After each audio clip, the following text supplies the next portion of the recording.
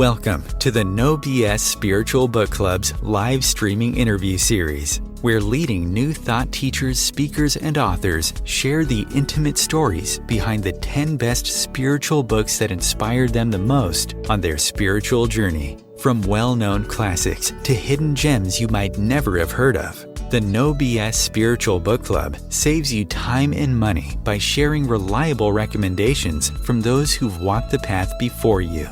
The No BS Spiritual Book Club, the only no BS guide to the best spiritual books to inspire your own journey of self-discovery.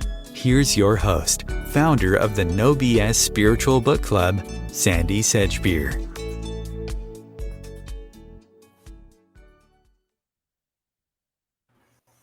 Hello and welcome. Sharing the best books that influenced her the most on her life journey this week is author, artist, and spiritual podcaster TeZa Lord, whose mission is to neutralize the fear and confusion out there by using the internet as her medium. TeZa has written non-fiction books that cover subjects such as bridging diversity within families and cultures, sharing the shaman's worldview of animal wisdom, teaching empowerment to imprisoned juveniles, and what embracing joy brings to us challenged humans. TeZa Lord, welcome.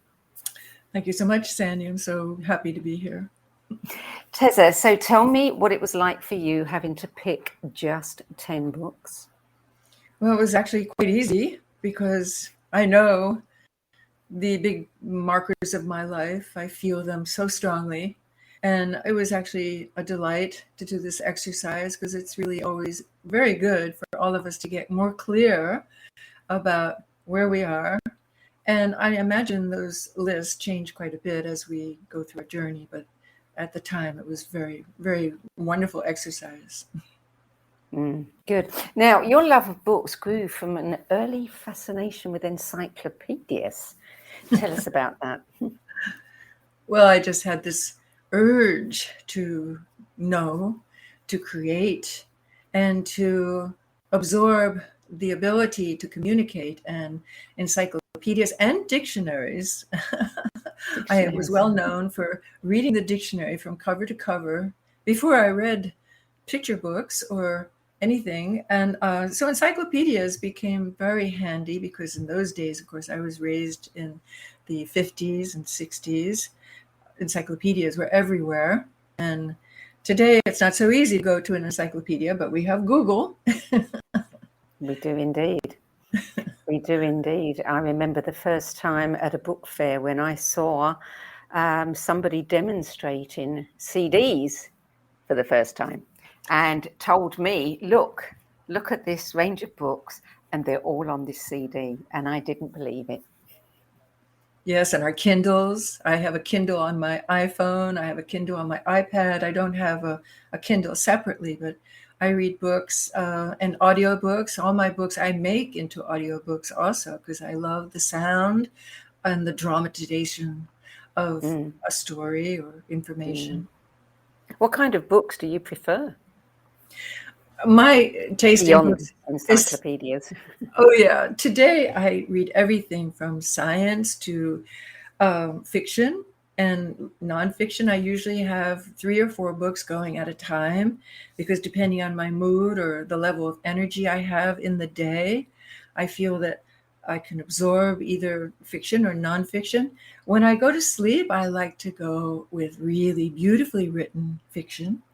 And when I'm more alert during the day and I can sit there and really go through all the different lessons that nonfiction writers present to us, that's when nonfiction comes in. So your list, is it in the order in which you read the books? I think it is. I tried to think back to my childhood and the most recent things, and to the best of my ability, yes, I would say it's chronological. Okay, well, let's start with book 1, which is the beloved classic, The Prophet by Khalil Gibran, published in 1923 and never been out of print since. Oh, yes, it's remarkable, isn't it? And I relate so much, even today. Before I read it as a child, I didn't know that I was destined to be both a writer and an artist, as Khalil Gibran is. So his drawings, I didn't know that he did them when I read the book. But I was introduced to it, and believe it or not, in like about 7th grade. So that makes me about 11 or 12, right at the beginning of adolescence, right at that time when all of us are experiencing the awakening of our yearning to know, who are we? Where are we at in this universe? Why are we here? And I had no answers from my upbringing, from my parents, from the institutions, the churches, the schools. But I had this very enlightened teacher. It was humanities. I remember his name to this day, Mr. Driscoll. And good old Mr. Driscoll, he said, we must all read The Prophet. And what a glorious thing that was to introduce a child in public school, mind you. This was not a private institution, and it was not particularly of high caliber. We had students of all different levels. But as soon as I started reading, it's poetry, but it's prose, and it's mystical, but yet it's so functionary, I said, wow, this is almost like a guide to how I should approach life.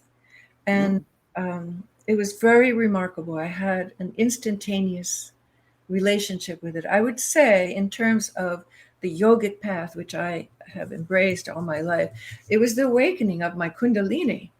And I just felt absolutely enthralled with particularly references to Nirvana. And I started looking for Nirvana. I would go, where is it? Where is it?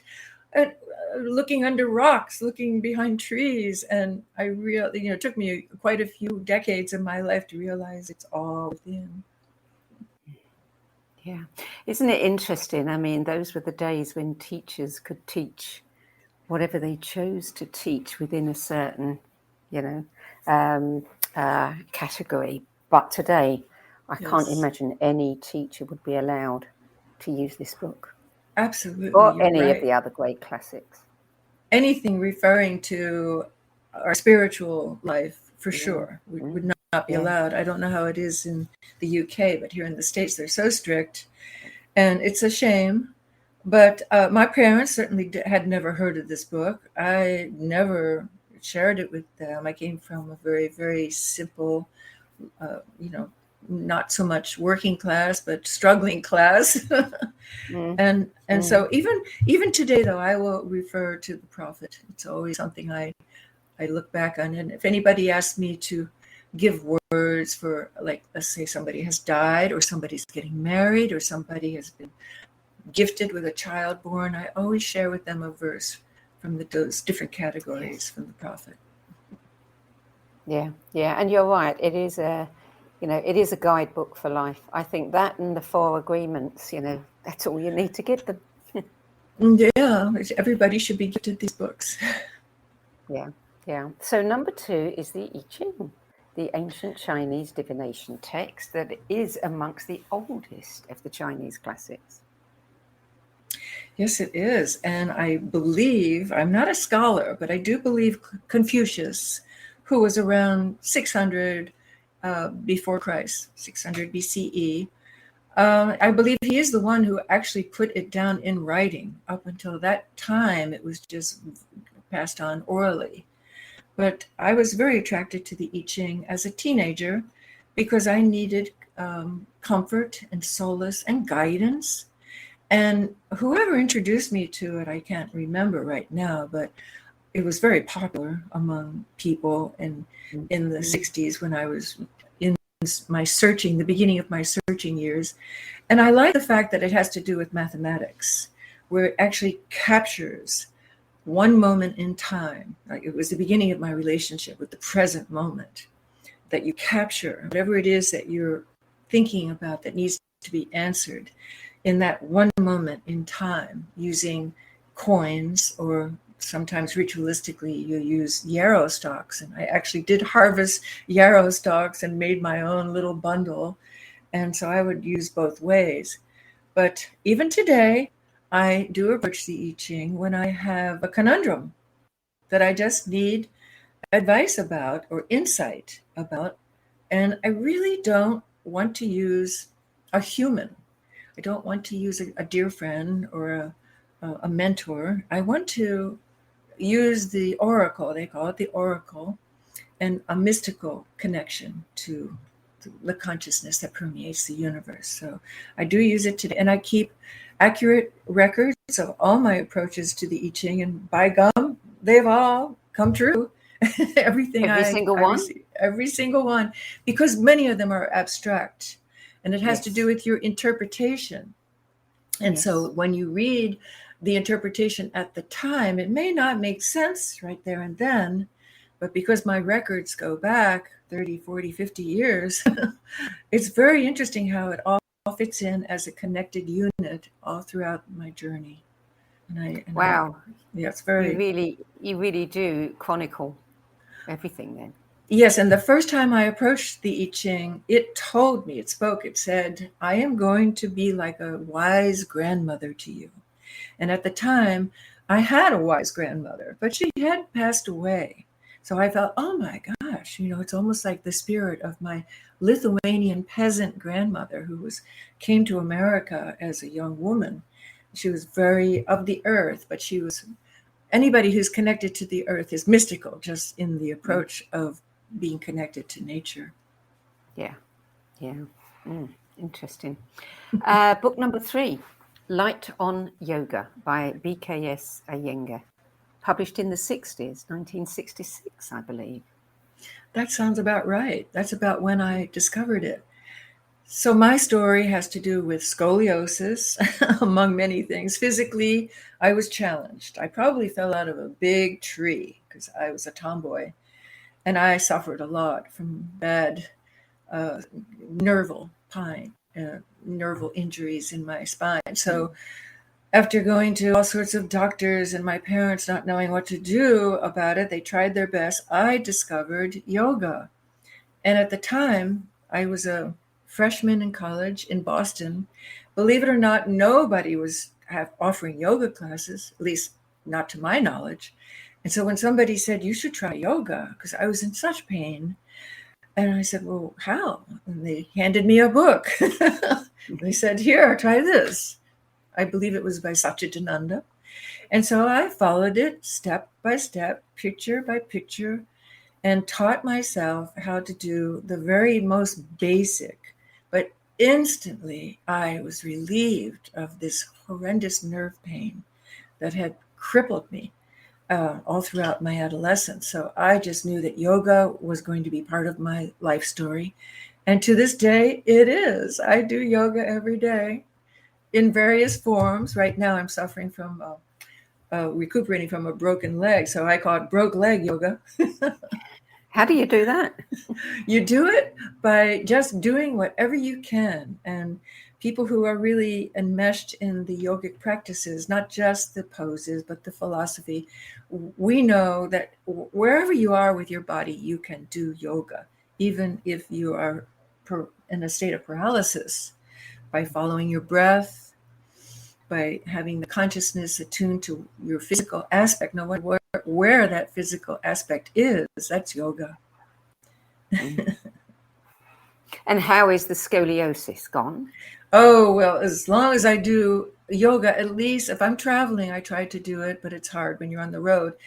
I must do it every 2 weeks. If I somehow can't get to a place where I can do it or it's comfortable enough, I do start to suffer. Yes, because it's a lifelong thing. It doesn't cure scoliosis. Yeah. It makes your body strong all around it. I would imagine it makes you more flexible too. Oh, yes. Yeah. Okay, so number 4, this is a book that turns up every now and then. It is certainly one that is well known. It's Creative Visualization. Use the power of your imagination to create what you want in your life by Shakti Gawain.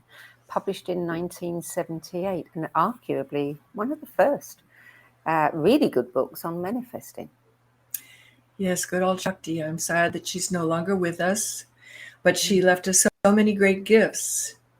And at the time when I discovered creative visualizations, I was so in need of help, of transformation. My story has to do with a previous lifetime where I was an active addict, alcoholic. Then I came into recovery in 1984, and my spiritual life truly was reborn at that point in time. And Shakti Gawain was the most effective way that I found of letting go of these troubles and torments that every person who is grappling with addiction knows about, whether it's fear or shame or anger. And in particular, her exercise called the pink bubble.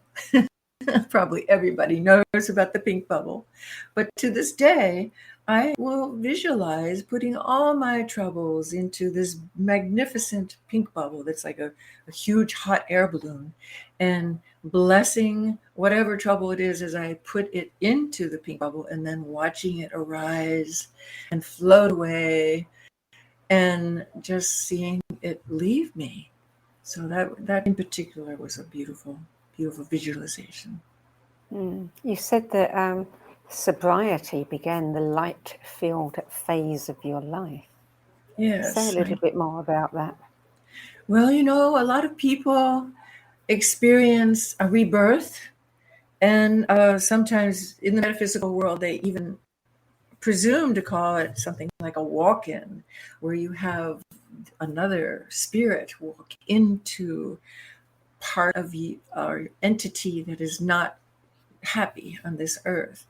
And because of trauma that I had as a child, I became, an angry young woman, and other situations leading up to it, the politics at the time, and every excuse that I had, I would use. And I became a full-fledged addict, alcoholic, whatever it is. Didn't matter what the substance was, really. And I started off just thinking, oh, I'm exploring higher consciousness. That was my intent, to have the ultimate in experience that I could as a human being. And that's why it's very tricky these days with people experimenting with the plant medicines. I like to talk to people because I have a lot of knowledge about plant medicine. I even was a botanical illustrator for the early explorers of the mind expansion through ayahuasca and coca and psilocybin, because I drew for botanists at Harvard University for many years. So my journey started quite innocently, but then became a raging, addict, and I had to do something about that. And so at the age of 36, I finally had the crash, the bottom, whatever it's called, where you have to change or you die. There is no choice, really, when you go to that extreme. And just like the scoliosis, I'm so glad that I had scoliosis because it got me into yoga at a really early age. I now am really grateful that I had addiction, because it got me into this amazingly profound relationship with my spiritual journey, just as deeply in the light as I was in the dark. So I now am grateful, but I am now more sober than I was at the age of 36 when I came, into recovery. So how challenging was that period in your life? It was really like going through a roller coaster where you have to buckle your seatbelt on tight because your emotions are just roiling. And the story of an addict is we're not comfortable with our emotions. We have not yet learned that our emotions are guideposts for our spiritual life. We're thinking, oh no, that I should not have these feelings because they're too intense. And without guidance, we think that they will kill us, our feelings. And so at the beginning of sobriety, people like Shakti Gawain, she saved my life. To let go of all those troubles and give it another blessing, to give it a ritual, to make it become a spiritualization of my pain, which is what you do when you do ritual and you visualize things. it personified my journey into the light. And I was very lucky because not just the rooms of recovery, which are available to everybody throughout the world, and I'm so happy to say they weren't up until the 50s. And, we are all evolving. We're learning how to deal with people like who have addiction problems. But because of the rooms of recovery, and I also was blessed by having a spiritual teacher that I connected with deeply in the early days. And I just surrendered. I surrendered and I said, I'm starting from scratch because whatever I did before was all wrong. It's like a rebirth. Yeah. Well, which leads us very neatly into the next book, very appropriate title, Initiation by Elizabeth H. 1953 that was published. And this seems to come up a few times. A lot of people really like this book. It's another game changer because it's exploring past life and it's exploring a new life and incorporating the knowledge from the past life into the new life with open arms and total integration. And I related to everything. I must reread that book because there's some mathematical things in there that I didn't quite get, went over my head. But she explores an ancient remembrance where she vividly had experiences like right there. She was in her past life. So it wasn't just having vague little deja vus. I mean, she actually was being beckoned by her previous existence in ancient Egypt. Now, my husband and I, we thoroughly embrace reincarnation, but we have a running joke when people start talking about their past life. We say, "Oh, I was the priestess, I was the pharaoh." Well, we say we were the exterminator and the plumber in ancient Egypt. We had very humble roles to play there, but Elizabeth H. didn't, and she had quite a high role in her life. And so it's fascinating. And also the fact that she was a yoga teacher. So to me, it underscores the fact that when you actually participate in the fullness of yoga, not just the postures, but the philosophy and understand the wisdom that it comes from, which precedes Buddhism. Buddha was a yogi. People forget that. But yoga is not a religion, it's a philosophy. So as you're doing the yogic practices, you're moving your spine and increasing the energy of the kundalini. So it's easy to see how somebody who's really in the yogic world can have more of this comfortable relationship with a past life remembrance. But it never made you want to have a regression. Oh, no, I never have wanted to. I'm totally in the here and now. I have never been attracted to doing past life regression. I have family members who do it. We are very involved in the Edgar Cayce Foundation for several generations. It's all over the place, past life this, past life that. I'm very comfortable having had the experiences that I did, even as a child. And the more I meditate, more is exposed about connected consciousness, whether it's a past life or just beyond that. But I feel a regression is not necessary. I'm not that curious about it. Number 6, a very common 10 best book, Siddhartha, Hermann Hesse, 1922, and you described this one as a masterpiece. To me, all of Hesse's work are masterpieces, but in particular Siddhartha, maybe it's because it's short, but I try to reread it every year. And I love the way he takes liberties with the true story of the Buddha, who was Siddhartha Gautama, and he fictionalizes it. And to me, he enhances the story. He makes it better, which to me is the beauty of really good literature, really good fiction. As a matter of fact, my latest book that I just completed is fiction. There are some things you just cannot explore unless you go into the realm of fiction. Yes. And yeah. I just love the fact that it's based upon history, but it goes into a different realm. So, what would you say is the most compelling, the most important thing that you took from that book? Well, the fact that I felt it was me. I made many of the same choices or mistakes. I don't know, but I don't regret anything.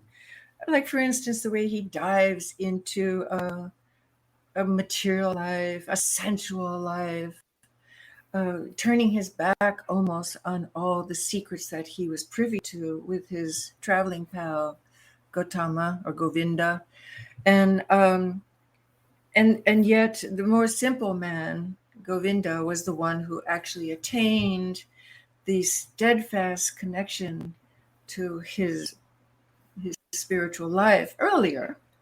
It took a little while for Siddhartha to catch up. He had to go off on these exploratory tracks, which is my story. And it was wonderful to have that verification that it's okay to veer way off the path. Not all of us are destined to just wake up when we're teenagers, like the prophet helped me to wake up, and then just make a sure straight line to enlightenment. It didn't happen with me, and it didn't happen with Siddhartha in Hesse's version. But in the end, all is well, and he went to the place that he needed to be, which was a simple, humble, like boat, what would you call it? A tender, boat tender, taking people across. It's so beautiful, taking people across the great water of a river. And do you feel that it's turned out well for you too? I feel that Siddhartha and I are one. My name could be TeZa Siddhartha.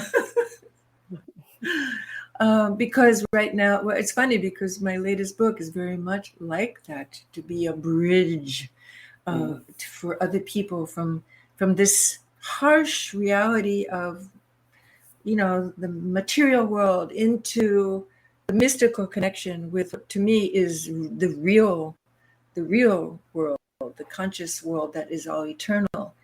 And so that was the subject of my latest book. And that's where I'm at with my life. And I'm very comfortable with it. Well, this is the beauty of books, isn't it? They're all transportive. Yes, they are. And the fact that they're there and they're an experience that you dive into. And each time I read Siddhartha, I must have read it at least 50 times, maybe more. I pick up something different. It's just it has so many different facets. Yeah. Well, quite a change for our next book, number 7, which is Becoming a Writer by Dorothea Brande. 1934 that was published. And you say it may seem strange to count this How to Write as a spiritual book for my special list, but its subject is not directly a deepening of spiritual perspective, but rather it offers help about tapping one's inner creative genius. Yes. Continue. Well, Carry on from there. Dorothea Brande must have been like an Agatha Christie of spirituality, because she knew how to hook you and bring you in thinking, oh, you want to learn how to write? I'll teach you how to write. But what she does is show us all that we have what she calls the genius, which is really our higher consciousness. And she teaches us how to do it. First of all, she teaches you how to trust it. She gives a little example in that beautiful book about how you can trust the fact that your consciousness will go to the place that you think about. So therefore, what you think, you become, and you are. She gives a very clear example. Then she says, okay, I know this is hard for you to understand that you are a genius, but you are.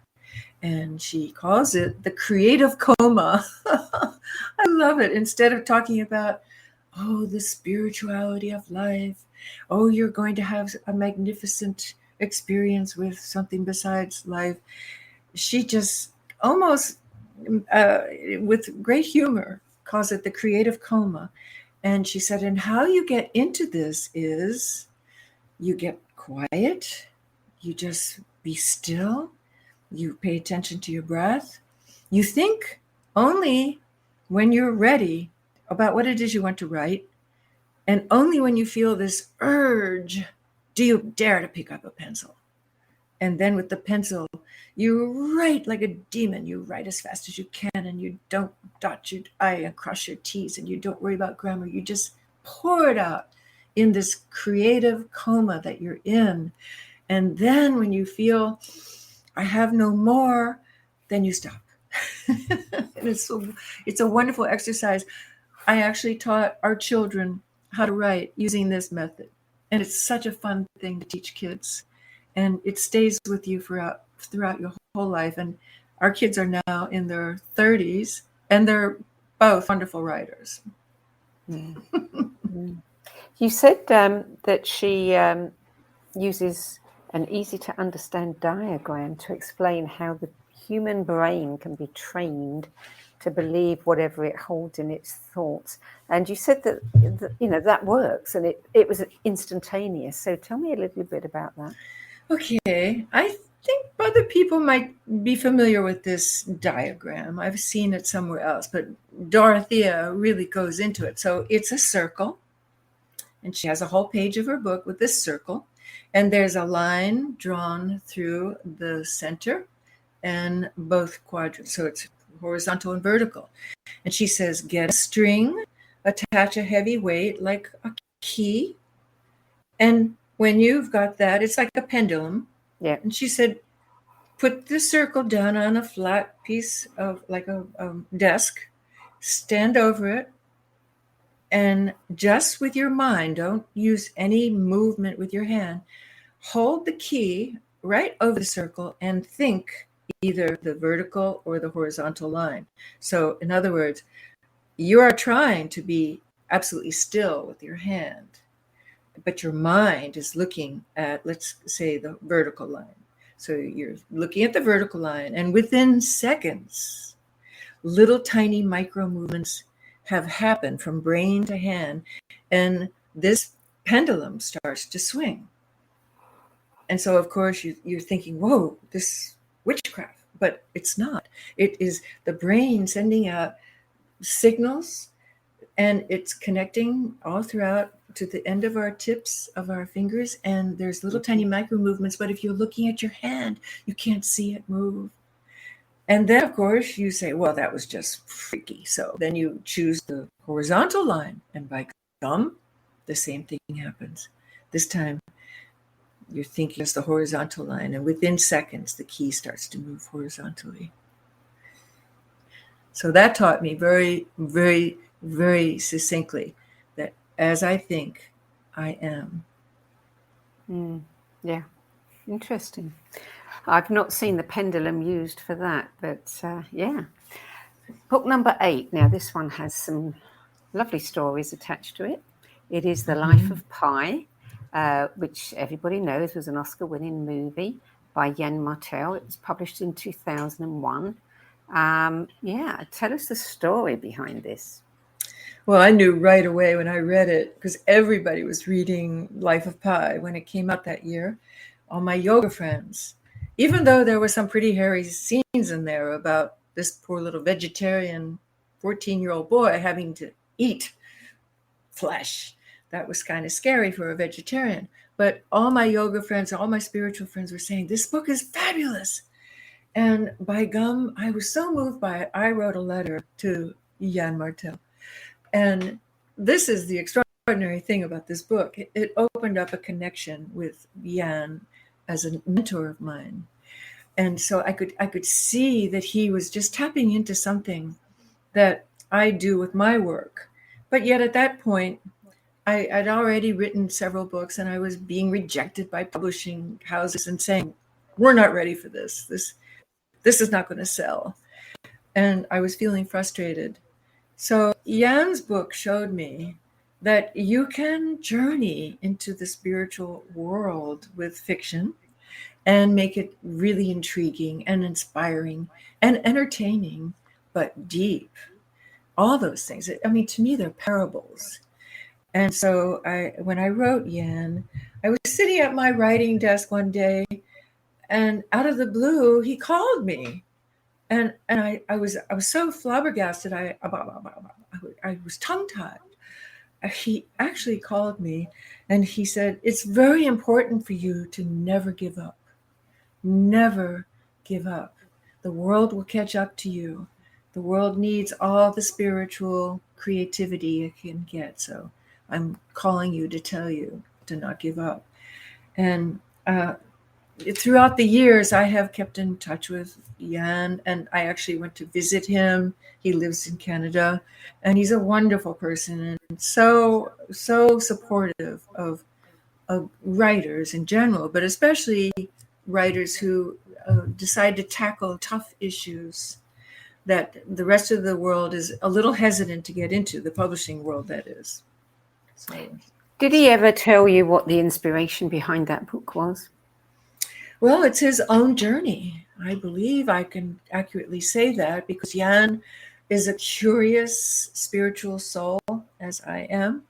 And just like his character, Pi, he dabbles in Christianity and Islam and Judaism and this sort of approach and that sort of approach. And he calls himself a Buddhi, a Sufi on the way to the Hague. He was just so curious, and he traveled quite a bit. Right now, he's raising a family. He has a boatload of kids, so he is not traveling. But when you become a traveler, you're just the experiences that you get are more exotic, and they're exactly what you need for your journey. So I think that was a lot of inspiration. Of course, he went to India and he did in his imagination the zoo and everything. And it's all a part of what happens when you take the real world and allow it to expand into that great gift of creativity. Where does it go? Well, the life of Pi, who can imagine such a story? It's unbelievable. Yeah. And what an incredible life it's had. I mean, it's been phenomenally successful. Yes. I'm sure that he had no idea when he was writing that book how successful it would be. No, not at all. And I must say that the movie, as beautiful as it is, the book has deeper aspect to it that they actually did not include in the film because it's quite strong. And it would not be a family movie. There were some really harrowing experiences. And I won't say what they were, but for anybody who's curious, read the book and you'll find the book. Yeah. Read the book. Read the book. For sure. Always read the book. Mm-hmm. Okay, so number 9, you actually came up with 2 books here. I'll let you get away with the 2, but we have taken 2 out of the 3 that you gave for number 10. Oh yeah, because that's stretching it too far. The Power of Now: A Guide to Spiritual Enlightenment by Eckhart Tolle, and The New Earth. So tell us what you got from both these books. Well, the reason I wanted them to be included as a pair, because to me, the Power of Now, of course, is to introduce to people the very yogic thought that, of course, goes back to all these books. This is the most important moment right here, right now. And Eckhart does such a wonderful job of reaching out to all different aspects of people, whether they have any basis in Christianity or religion or not, or philosophy or atheism or whatever. He has the ability to bust through all those different areas and make it palpable that this is the most important thing in our life, to embrace the power of now. And once we get that as an individual, our lives just expand and they'll never go back to being so enclosed. And so therefore, the New Earth is like part 2. I see it as part 2 of part 1 being the power of now, because it's our obligation at this time, in this era, when there's extreme crises going on with especially the climate and also the mentality of human beings. I mean, people are freaking out. People are quite crazy these days, I think, because mental illness is off the charts because they just don't know how to deal with all the fear and bad things happening left and right. And the pandemic did not help. And right now, what's happening in Europe as a result of Ukraine, it's a very tense time. And so our consciousness, once we have been awakened to the fact that this is a spiritual journey we are on in these human bodies, well, it's not just about us. It's not just about us having this awakening. It's our duty to bring this consciousness to the world, to share it with our family, our friends, our community, and to do whatever we can do to bring it into our daily thoughts, that life is not just about me being happy, but spreading the awareness that I do believe the new earth is all about.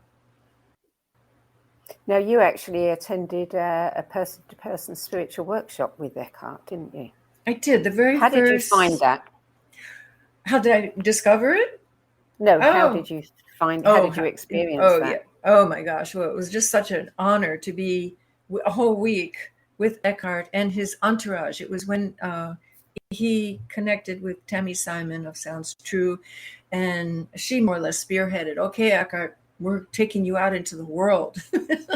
Yeah, and Eckhart, of course, wants everybody to experience what he strove so hard to find, which is, call it enlightenment, call it happiness, call it being comfortable with what is, because he was very tormented at one point in his life. And he has achieved total understanding of our situation. He accepts what is, and he accepts it with happiness. So this was the very first meeting in Huntington, California, before the pandemic. So I don't know if that was 2018. I'm not very good with dates, something like that. It might have been 2017.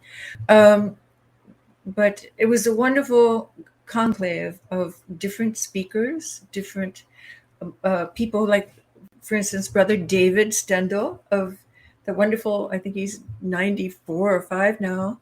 I think he's still teaching. He was one of the speakers.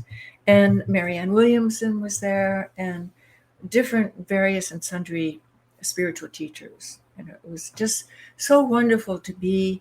I felt like we were little seeds, little seed people getting ready to go out and disperse more intensely the work that Eckhart is doing, because we were, I won't use the word initiation because that's too guru-ish. He does not think of himself as a guru. He thinks of himself as a humble, simple spiritual teacher. But because we got to spend this intense time with him, it was cementing in our ability to spread the word, that this is our obligation as enlightened people, as people who want to be enlightened, that we have to spread the word that all is well. Yeah. So book number 10, as I said, you had 3 here, and we had to choose one. So that's the one we're going to talk about now, which is The Power of Myth by Joseph Campbell, published in 1988. Well, Campbell, he's such an important teacher in my life. I'm sure many people on the spiritual path look to him as such a easy to understand teacher of the interconnectedness of the story of humanity seeking answers. And because I'm an artist, and those encyclopedias way back when I was a kid, I was always looking for the answers. And I found most of the answers that I was looking for in myth. And the very first way I discovered this was one day I was doing a drawing. I was a young woman, maybe in my 20s, and I'd already studied anatomy and perspective, and I knew how to draw, really well, figures so that they looked like they were human beings instead of just all gnarly kind of stick figures. And I was just drawing what came out of my imagination. And somebody looked over my shoulder and said, "Oh, you're drawing Daphne and Apollo," which is this ancient story from Greece, those wonderful stories that are the basis of so many of our understandings about the interconnectedness between our divinity and our humanness, where Daphne turns into a tree because Apollo is chasing her, and she is not interested in Apollo. She really wants to be left alone with her own identity. And I had no idea when this friend of mine said, "You're drawing Apollo and Daphne." But I went to investigate it, and sure enough, everything that was in my drawing was this ancient myth. And the more I explore my connection to my art and my desire to communicate, whether it's through words or visions or however, it is so ancient. I feel that myth is part of our DNA, that Yes. all of these stories are within our makeup. And somewhere along the line, our ancestors were all the same. And we all have the same stories. Yes, we do. Different names might change and locales might change. It's quite fascinating, isn't it? It is fascinating, yes, and I think you're absolutely right. We couldn't even come up with these mythologies if they weren't within us. Yes, and Joseph Campbell was very instrumental in inspiring George Lucas in his Star Wars trilogy. They spent a lot of time. They even had a filming of The Power of Myth at the Lucas Sky Ranch, whatever it's called, because Campbell was such an important influence on Mr. Lucas and his concept of bringing the mythology into this new age where we're comfortable with being space explorers. I thought that was quite extraordinary. Well, this is your 10 best list. Let's talk a little bit about you. We've probably got about 7 or 8 minutes left. You have a spiritual podcast. You call yourself a loveologist. And your mission is to neutralize the fear and confusion out there. And you're doing that through your art, through your books, and I think you have meditations, videos, etc. Just say a few words about that. Okay. So thank you for asking about that. It's so important what we actually offer the world rather than this big book that comes out every couple of years. And so I decided to be more active because of the internet. It makes it possible that we can really reach so many people. And I think it was very instrumental that Eckhart Tolle inspired me also. And I am involved with quite a few spiritual teachers who are very expanded in their offerings. They're like my role models. So before the pandemic, my husband and I were going to go on a long camping trip. We love being in the wild. So I decided I was going to start a podcast. And my husband, very obligingly, he's such a wonderful trooper and champion of everything I am into. And I likewise am into what he is into. He said, okay. And he'd never even heard a podcast. He said, what is a podcast? Well, so we started as people exploring nature. And then when the pandemic came, I said, we're not going to stop. We're going to explore the inner journey now. So for the last 2.5 years, we've been exploring different aspects of our spiritual development.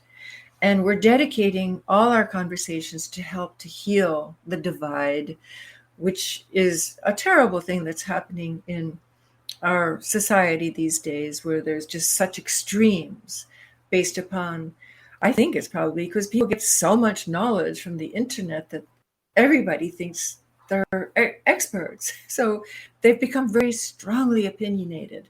And in particular with the last administration that we had in the States, even more so.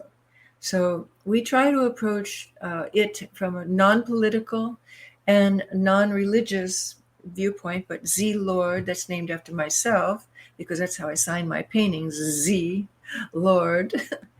And we're in our 3rd year. And we just basically do everything very simply, homegrown with an iPhone. We don't have equipment to have a guest or anything. And we pick a topic each week. And now the interesting thing about it is, Carter and I, even though we've been married for over 30 years, we come from very much different perspectives. He is a very devoted Christian, and I am an Eastern mystical person. God is everything, and consciousness is everything. God is love, and he's pretty much by the book. So sometimes we have to have these little repartees that are, I think, pretty important to have, because people who just talk with someone who comes from the exact same point of view or the exact same philosophy, of course, all they're going to get is, oh, yes, yes, yes, oh, yes. But it's good to have some drama, some controversy, and different perspectives. So it's a pretty interesting podcast, I think. And tell us a bit about your books. And the books, and also the mind stillers that I put up on YouTube. Every other week, I put up a different way to approach a meditative state in a very simple way. Those are called mind stillers. And those are all related to what I do in my books. Now, the first book is an art book. It has very simple words. It's called We Are One. And that is my whole philosophy, my whole reason of being a public person, to spread that idea, which is the truth, that we are one. And I explain how I experienced it in the book, and through visuals and through actual text of writing how it happened to me. And then the other 3 books I have right now are nonfiction. And the first one explains how I took yogic empowerment techniques like the poses and the thinking and the self-inquiry and the ability to empower yourself to young girls in prison. And boy, did they need it. And boy, did they love it. It was just a wonderful thing to see. That's called In the I, like me, myself, and I. Mm-hmm. And then the next book was called Zen Love, which is an exploration of a blended family and how to create harmony in a blended family where people come from all different sorts of ideas and cultures and economic disparities and ways of life and cultural and education. That was my experience when I married my husband and became stepmom to 2 young kids and very broken kids. So it's a beautiful 3-generational story, which is an analogy for what the world is going through right now, because we are becoming a blended global family of humankind. And then the third book, which I keep getting more and more into, like cosmic themes. Once I started with the girls in prison and then the family. The third book is about our relationship with animals and how animals can be spiritual guides to us. So what book are you reading now? Oh, well, for my fiction fix, I'm reading Elizabeth Stout. It's called Olive Again, which is just a delightful I know use. that book. Yeah, it's wonderful. And I'm also reading The Immortality Key, which is a real deep study of how plants have a plant medicine. And I know that one too. Indigenous hallucinations and the mystical experiences have influenced traditional religions. And I've got some climate things going on by various authors. I like to be aware of the latest studies about what's going on with the environment. Yeah, I really enjoyed The Immortality Key. Very, very interesting book. Oh, I'm glad to hear that. Yeah, I'm in the early stages of it, and it's fascinating. It's like, whoa. Oh, it's got some surprises. Yeah, some very good surprises. Well, TeZa Lord, thank you. Thank you for adding your 10 best list to the No BS Spiritual Book Club's library of recommendations. We really appreciate it, and it's been fun talking to you. It's my pleasure. It's been so much fun, Sandy, and thank you so much for inviting me to do this with you. You're welcome. So for more information about TeZa Lord's books, art, and podcasts, visit her website, TeZa Lord.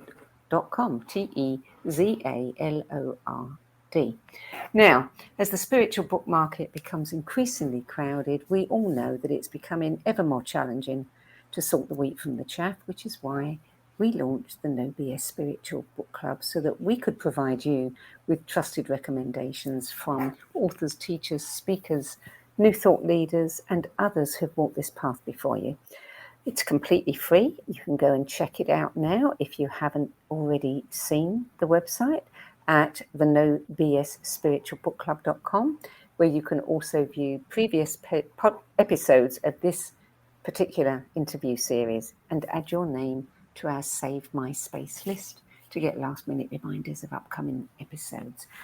And finally, if you have a book in you but don't know how to begin getting it out of your head and into the hands of those who are waiting to read it, visit sedgbeer.com, click on the Work With Me tab, and find out how 30 plus years of experience helping others tell their stories might be just what you're looking for. That's it for this week. I'm Sandy Sedgbeer, and I'll be back at the same time next week with another 10 Best interview. Till then, it's goodbye from me. And again, thank you, TeZa Lord. Thank you so much.